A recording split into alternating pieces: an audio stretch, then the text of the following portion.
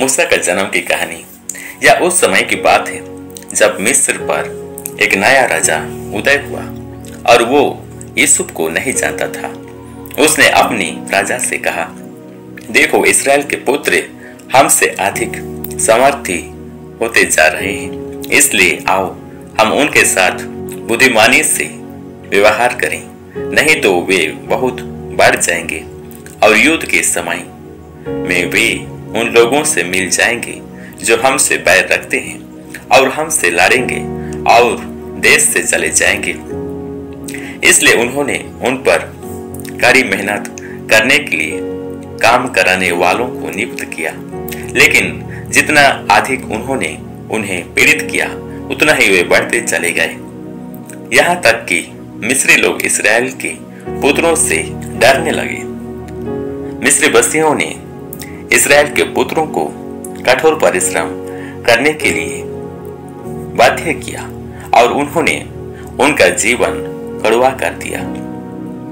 इस्राएल के पुत्रों को इब्री भी कहा जाता था। मिस्री इब्रियों से डरते थे, इसलिए फिरौन ने इब्रियों के विषय में आज्ञा दी कि प्रत्येक पुत्र को जो जन्म ले उसे नील नदी में डाल देना और प्रत्येक बेटी को जीवित रखना। इसी समय एक लेवी परिवार में एक बच्चा पैदा हुआ। मां ने बच्चे को इस डर से छिपाने की कोशिश की कि उससे मार दिया जाएगा, परंतु जब वह उससे छिपा ना सकी तो वह उसके लिए एक सरकंडों की टोकरी लेकर उस पर चिकनी मिट्टी और राल लगाई और उसने बालक को उसमें डाल दिया और नील नदी के किनारे घासों के बीच छोड़ आई। तब फिरौन की बेटी अपने सखियों के साथ नील नदी पर आई। उन्हें टोकरी में बच्चा मिला। फिरौन की बेटी को इब्री बच्चा पर तरस आई। तब बच्चे की बहन ने फिरौन की बेटी से पूछा कि क्या वह चाहती है कि उससे एक ऐसी महिला मिले जो बच्चे की देखभाल कर सके। फिरौन की बेटी ने हाँ कहा, इसलिए बच्चे की बहन अपनी मां को लेने के लिए दौड़ी।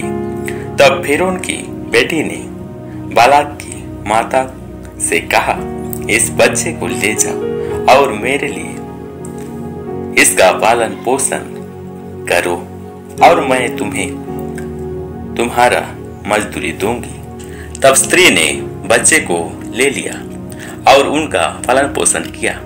बच्चा बड़ा हुआ और वह उसका बेटा बन गया और उसने यह कहकर उसका नाम मूसा रखा कि मैंने उसे जाल में से निकाल लिया। उन दिनों में ऐसा हुआ कि जब मूसा बड़ा हुआ तब वह अपने भाइयों के पास निकलकर उनके परेशानियों पर दृष्टि करने लगा और उसने एक मिस्री को अपने भाइयों में से एक इब्री को पीटते देखा। तब उसने इधर उधर दृष्टि की और जब देखा कि आसपास कोई नहीं है तब उसने मिस्री को मारकर बालू में छिपा दिया। किसी ने मूसा को मिस्री को मारते हुए देखा। इस बात की खबर फिरौन को हुई और उसने मूसा को घात करने की युक्ति की। मूसा को अपने घर से भागना पड़ा और अपने दोनों इब्री और मिस्र परिवारों को छोड़ना पड़ा।